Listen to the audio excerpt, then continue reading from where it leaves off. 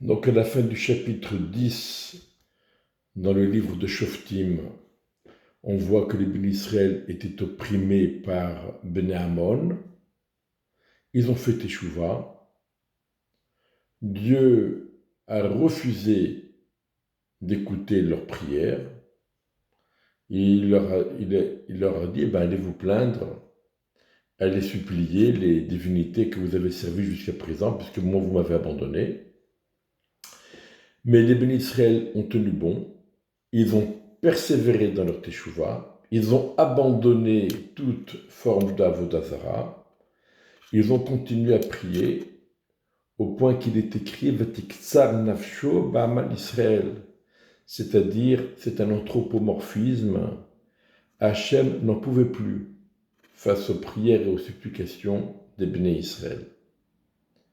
Mais Akadosh Baruch Hu n'a toujours pas désigné un guide qui va apporter la délivrance au Béni Israël. Et pour la première fois, ce n'est pas Kadosh Baruch Hu qui veut le désigner. Et donc nous commençons le chapitre 11. Et Yiftach HaGiladi était un homme valeureux, puissant. Il était le fils d'une femme prostituée, ou bien d'une concubine, c'est-à-dire une femme qui est réservée à un seul homme, mais qui vit avec lui sans les liens du mariage et sans la ketouba.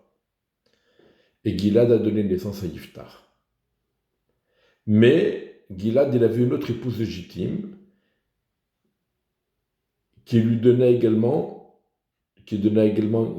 naissance à Gilad à d'autres enfants. Les enfants de l'épouse légitime grandirent, ils renvoyèrent Yiftach et lui dirent tu n'hériteras pas dans la demeure de notre père, car tu es le fils d'une femme étrangère. Légitimement et légalement parlant, ils n'ont aucun droit.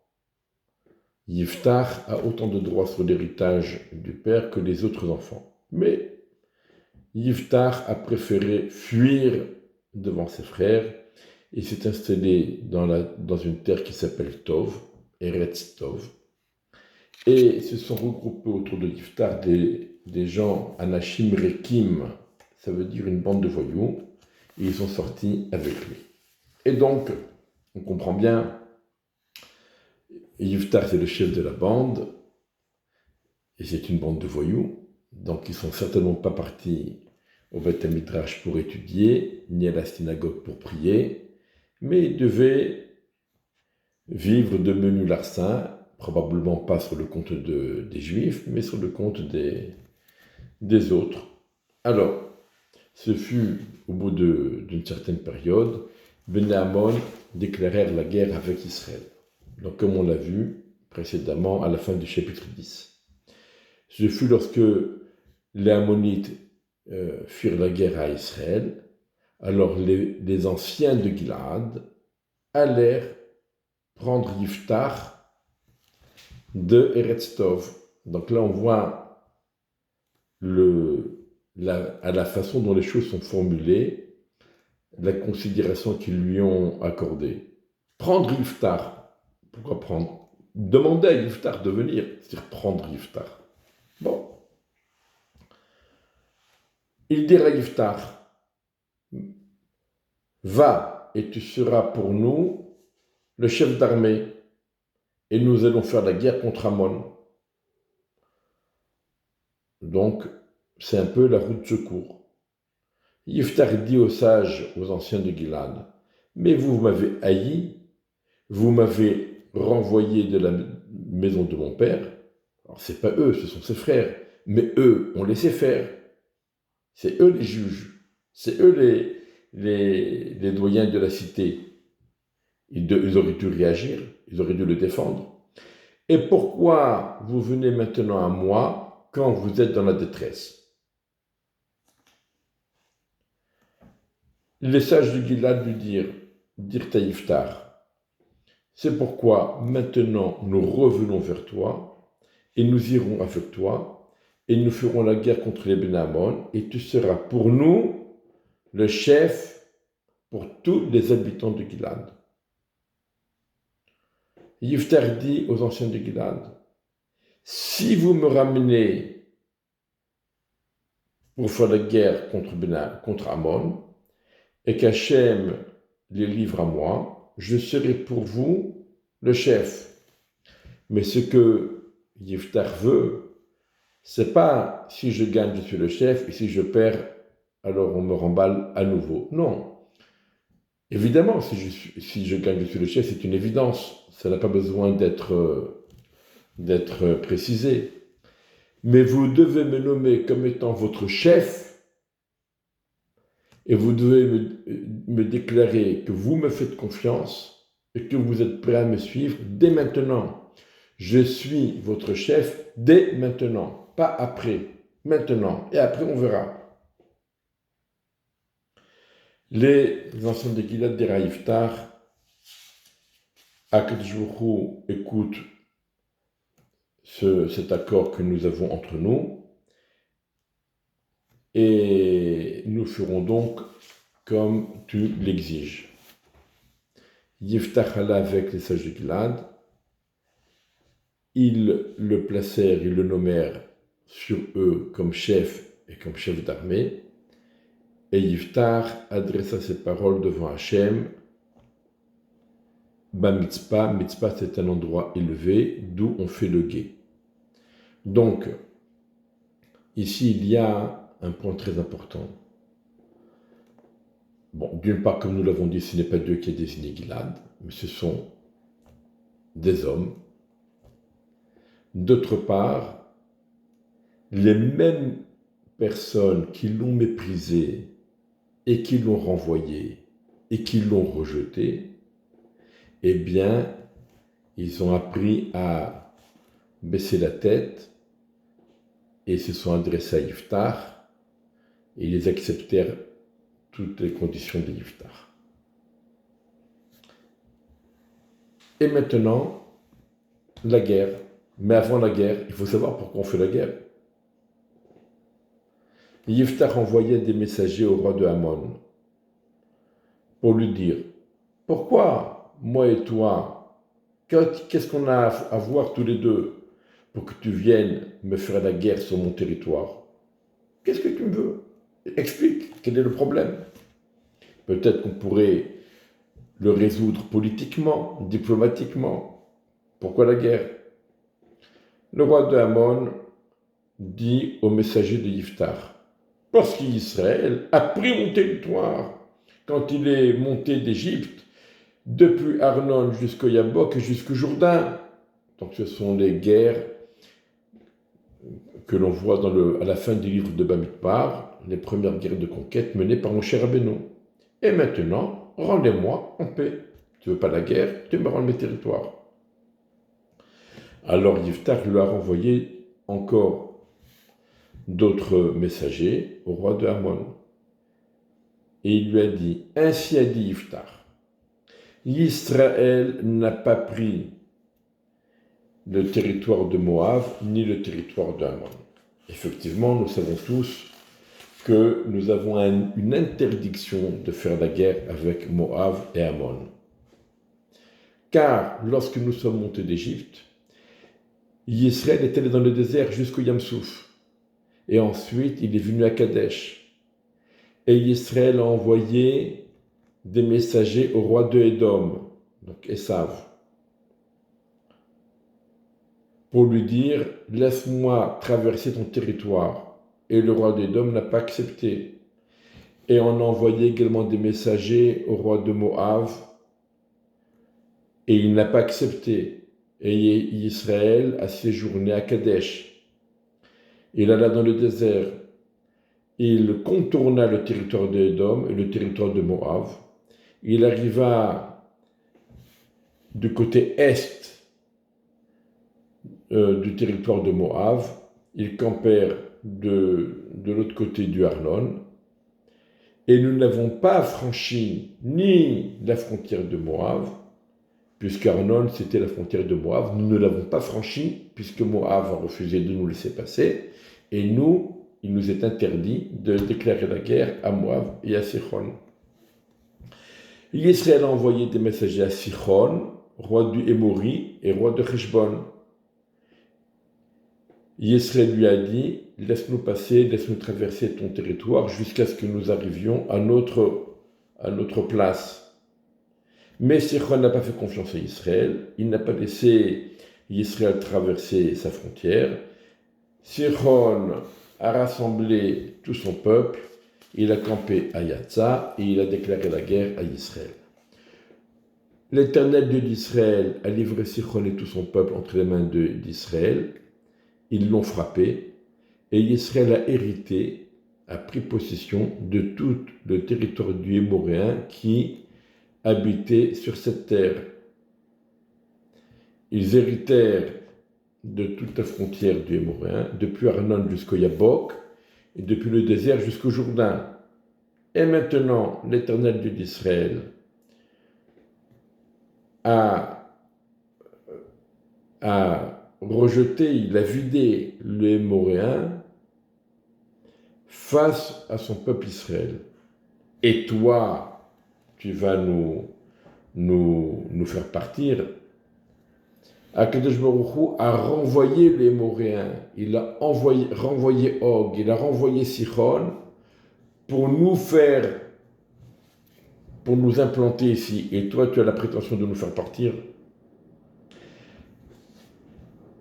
Voilà que Kemosh, ton Dieu, ce que Kemosh, ton Dieu, t'accordera en propriété, eh bien, il te l'accordera et tu en seras propriétaire. Et ce que l'Éternel, notre Dieu, nous accorde à notre possession, eh bien, nous en prendrons possession, nous en serons les propriétaires. Es-tu meilleur que Balak, fils de Tsippor de Moab, qui a voulu se battre contre Israël? Est-ce que tu veux faire la guerre? Lorsqu'Israël s'est installé à Heshbon et dans ses banlieues, et à Aror et dans ses banlieues, et dans toutes les villes qui se trouvent du côté du Arnon, pendant 300 ans, pourquoi vous n'avez pas sauvé vos territoires pendant tout ce temps? Qu'est-ce que tu attends jusqu'à présent, jusqu'à ce que nous sommes venus? Moab et Ammon auraient pu récupérer ces territoires. Nous, ces territoires, nous les avons pris de Sichon et de Og. On ne les a pas pris de Moab ni de Ammon.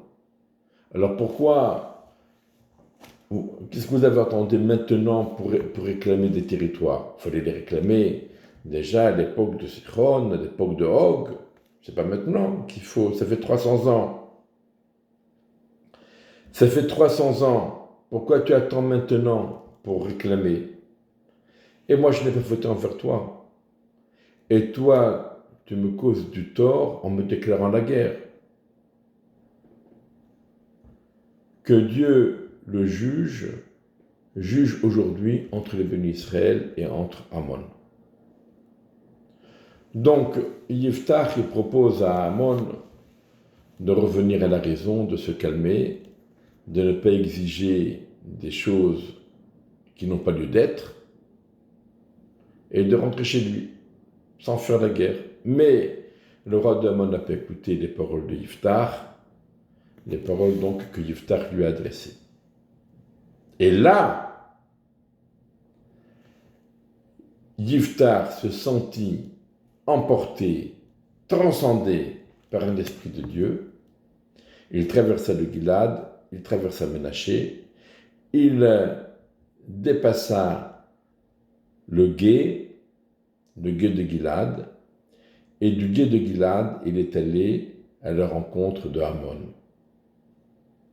Donc là, à ce moment-là, après qu'il y a eu le réveil d'en bas, donc ils ont nommé un homme, les bénis Israël eux-mêmes ont nommé Yiftach.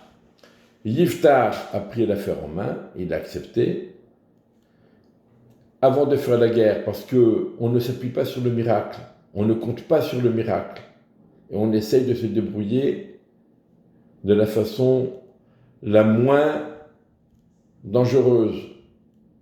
Yiftach a envoyé une mission diplomatique à Amon. Amon a refusé, Amon a décidé de faire la guerre. Yiftach, malgré les risques, eh bien, il s'est senti pris dans l'esprit d'Hachem et il est parti pour faire la guerre. Mais voilà, c'est là que commence le problème.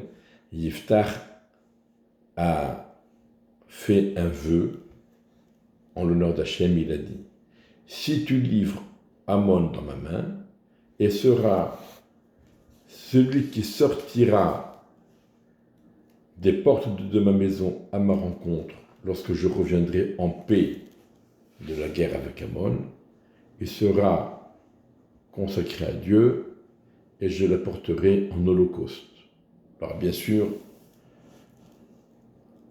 c'est pas des taureaux et des vaches et des brebis qui vont sortir de la maison. Dans la maison, le bétail, il ne se trouve pas dans la maison. Le bétail, il se trouve à l'étable ou dans les prairies, dans les champs. Et ce n'est pas les meubles qui vont sortir tout à coup. Donc forcément, ce sera une personne qui sortira de la maison pour aller à la rencontre de Yiftach et l'accueillir, s'il est vainqueur. Et la dite personne sera dédiée à Dieu.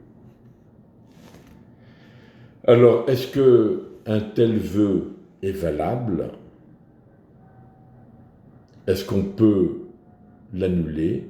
Est-ce qu'il a besoin d'être annulé? On verra. Yiftach traversa et il est allé à la rencontre de Amon pour leur faire la guerre, et Dieu les a livrés entre sa main. Il les a massacrés depuis Aroer jusqu'au chemin qui mène à Minite, 20 villes, et jusqu'à Avel Kiramim, un très grand coup, et Amon a été soumis devant les bénis Israël. Maintenant, c'est le chemin du retour. Yiftach est revenu à Mitzpah, là où se trouvait sa maison, et voici que sa fille, son unique fille, est sortie à sa rencontre avec Betupim ou Bimcholot, en dansant et en faisant le darbouka, etc. Elle était une fille unique, et il n'avait pas d'autre fils ou fille. C'était sa seule fille, sa fille unique. Et ce fut quand il l'a vue, il déchira ses vêtements et il a dit, malheur ma fille, tu m'as sidéré, et maintenant tu me mets dans une situation problématique, parce que j'ai ouvert ma bouche en l'honneur d'Hachem, je ne pourrai pas me dédire. Qui a dit? C'est lui qui a dit. Comme on a vu, Yiftach n'était pas quelqu'un qui siégeait à la synagogue au Beth Midrash. Nos maîtres ont dit Yiftach bedoro ki Shmuel bedoro. Yiftach dans sa génération, il a le même statut que Shmuel dans sa génération. Si on a besoin de le dire et de le préciser, c'est que c'est pas évident. Shmuel le prophète, avait une stature spirituelle extraordinaire, à tel point qu'on dit que Shmuel était l'équivalent de Moshe et Aaron réunis. Par contre, Yiftach, spirituellement, il n'est pas un prophète, il n'est nulle part écrit qu'Hachem s'est adressé à Yiftach. Jamais. Il a fait un vœu. Ben, peut-être qu'on peut l'annuler. Et peut-être que c'est même pas nécessaire de l'annuler. On reproche à Yiftar de ne pas aller chez Pinchas, qui était le Kohen Gadol, et qui était le chef et le guide spirituel. Il aurait dû aller chez Yiftar pour qu'il lui annule le vœu. On reproche également à Pinchas de ne pas s'être présenté devant Yiftar pour lui annuler son vœu.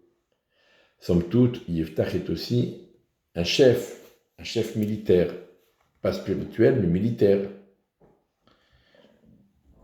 Donc,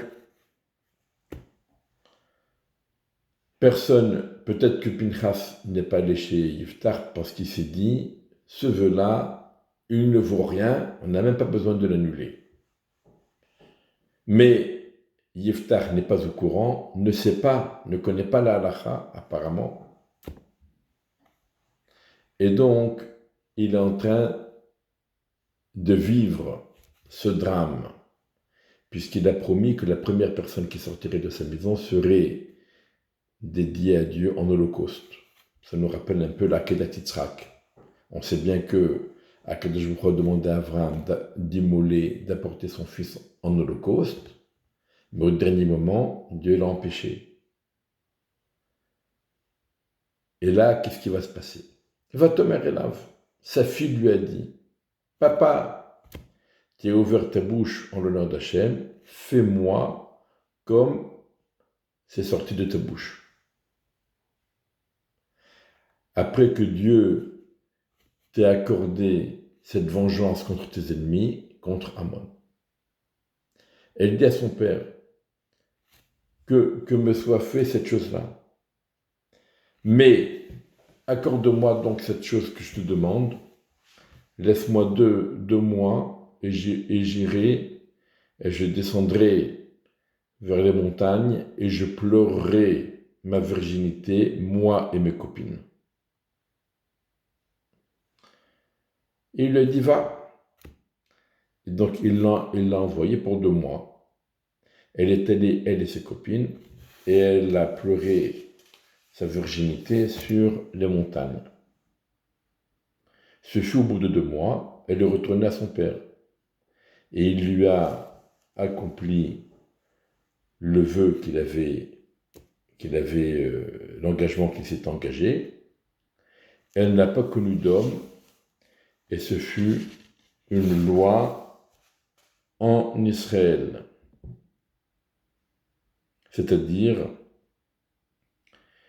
il y a eu un décret que plus personne ne pourrait faire un tel vœu parmi les bénis Israël. Alors, il y en a qui disent que, au final, il l'a sacrifié. Il a accompli ce qu'Abraham voulait faire à Yitzhak. Et il y en a qui disent que non.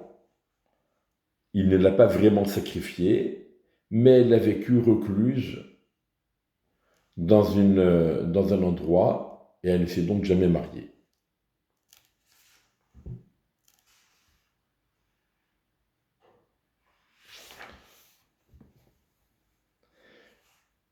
Miyamim Yamima, par tous les 2-3 mois,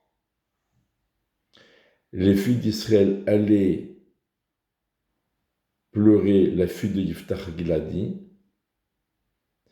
4 jours par an. Ça veut dire pour chacune des 4 saisons, il y avait des regroupements de jeunes filles qui allaient, alors soit qui allaient près de la maison où elles se trouvaient recluses pour discuter avec elle et parler avec elle et échanger avec elle pour lui remonter le moral, soit elles allaient là où elle était enterrée pour pleurer donc la perte de la fille de Yiftar. Donc, ça commence difficilement, ça se poursuit brillamment, mais ça se termine dramatiquement. Shavua Tov et Bezrat Hashem, que nous écoutions que de bonnes nouvelles et que nos soldats reviennent du front sains et saufs et victorieux, accompagnés de tous les otages, espérons sains et saufs dans leur corps et dans leur esprit et dans leur âme.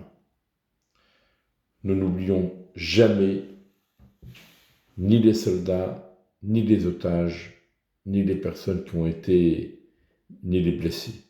L'Akadosh Baruch Hu nous accorde sa miséricorde et ramène la paix dans le monde et surtout la paix en Israël. Shavua Tov.